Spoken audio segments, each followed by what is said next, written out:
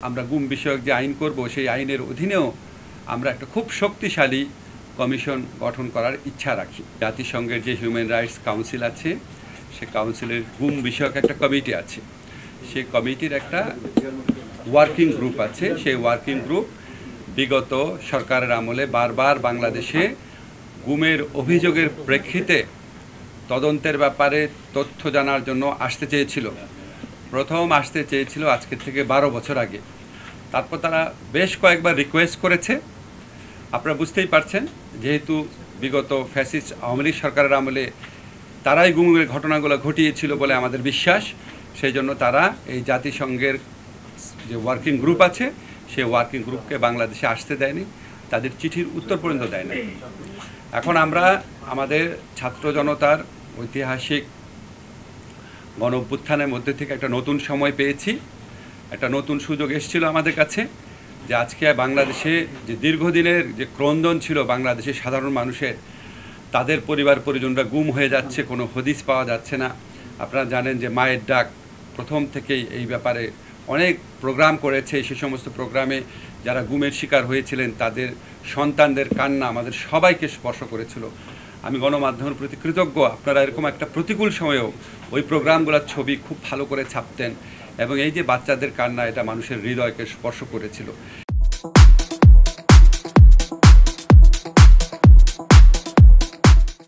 এবং আমাদের এই গণ অভ্যুত্থানের অন্যতম একটা আকাঙ্ক্ষা ছিল, এটা আপনার উচ্চারণ করারও প্রয়োজন ছিল না। আমরা সবাই রিয়ালাইজ করেছি যে ওই সময় যে আপনার এক্সট্রা জুডিশিয়াল কিলিং হয়েছে, যে গুম হয়েছে, সেগুলির তদন্ত এবং বিচার করা।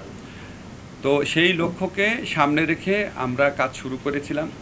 কাজ কী করেছে এটা পরে বলি। তো আজকে যেহেতু আমাদের এই সরকারের কমিটমেন্টই হচ্ছে গুমের বিচার, গুমের তদন্ত, সেই জন্য আপনার গুম বিষয়ক কমিটির যে ওয়ার্কিং গ্রুপ তারা বাংলাদেশে এসছে, তাদের সাথে আমি আজকে মিটিংয়ে বসছি।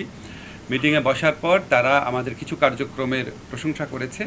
যেমন আপনারা জানেন, আমরা এই দায়িত্ব গ্রহণ করার পরপরই আন্তর্জাতিক গুম প্রতিরোধ দিবসের আগেই আমরা গুম বিষয়ক যে আন্তর্জাতিক কনভেনশন আছে সেই কনভেনশনের সদস্য রাষ্ট্র হয়েছি। এবং এখানে একটা উল্লেখযোগ্য বিষয় ছিল, এই সদস্য রাষ্ট্র হওয়ার ক্ষেত্রে আমরা এই গুম বিষয়ক যে আন্তর্জাতিক চুক্তি আছে সেই চুক্তির কোনো ক্লজ বা কোনো বিধানের রিজার্ভেশন দেয়নি। মানে আমরা বলেছি পুরা চুক্তিটাই আমরা মানি, একটা দুইটা বিধান মানি না বা এটার ব্যাপারে আপত্তি আছে সেরকম না, সম্পূর্ণভাবে আমরা এটা অ্যাকসেশন করেছি, এটার পক্ষ রাষ্ট্র হয়েছি। পৃথিবীতে আপনার প্রায় 77টার মতো দেশ, দুইটা একটা নাম্বার এদিক সেদিক হতে পারে, এরকম দেশ এই আন্তর্জাতিক চুক্তিটার পক্ষ রাষ্ট্র হয়েছে। কিন্তু আনকন্ডিশনালি পক্ষ রাষ্ট্র হয়েছে এরকম রাষ্ট্র খুব বেশি না। তো আমরা আনকন্ডিশনালি পক্ষ রাষ্ট্র হয়েছি। ওনারা এটা প্রশংসা করেছেন ওয়ার্কিং গ্রুপ।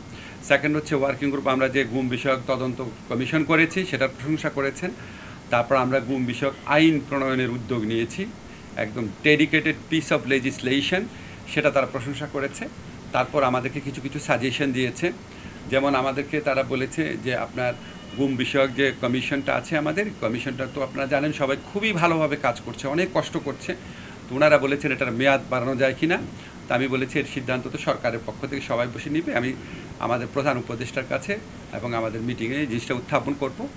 তবে আমি তাদেরকে এটাও বলেছি, আমরা গুম বিষয়ক যে আইন করব সেই আইনের অধীনেও আমরা একটা খুব শক্তিশালী কমিশন গঠন করার ইচ্ছা রাখি, সেটা তাদের জানিয়েছি।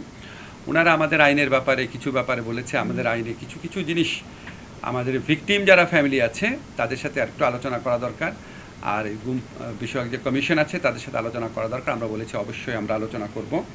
তারপর ওনারা বলেছেন ওখানে একটা, আপনারা জানেন সবাই যে মিসিং পারসন সার্টিফিকেট দেওয়ার জন্য, এটার বিধান আমরা অলরেডি আমাদের আইনে আছে, এটা আমরা করব।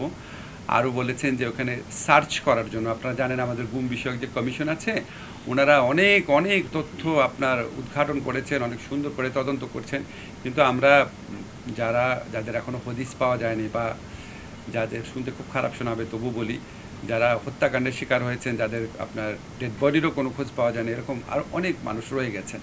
তো ওইটার ব্যাপারে ওনারা বলেছেন, আমাদের যে ওয়ার্কিং গ্রুপের একজন সদস্য ছিলেন মেক্সিকোতে, উনি কাজ করেছেন এগুলি নিয়ে, উনি বলেছিলেন একটা কমিশন অন সার্চ, শুধু তারা সার্চ করবে, এই ধরনের একটা কমিশনের বিধান আমরা আইনের মধ্যে ঢুকাতে পারি কিনা। আমরা বলেছি আমরা অবশ্যই সেটা বিবেচনা করব। তারপর আমাদের আইনটা ওনারা বলেছে পরীক্ষা করে আমাদের আরও সাজেশন দিবে, এটা বলেছেন। আমাদের সরকারের যে এই মানবাধিকার লঙ্ঘন প্রতিরোধে আমাদের যে কার্যাবলী, বিশেষ করে গুম কমিশন, সেগুলি তারা অনেক প্রশংসা করেছেন এবং তারা বলেছেন আমাদেরকে যত রকম সহযোগিতা প্রয়োজন হবে তত রকম সহযোগিতা ওনারা প্রদান করবেন।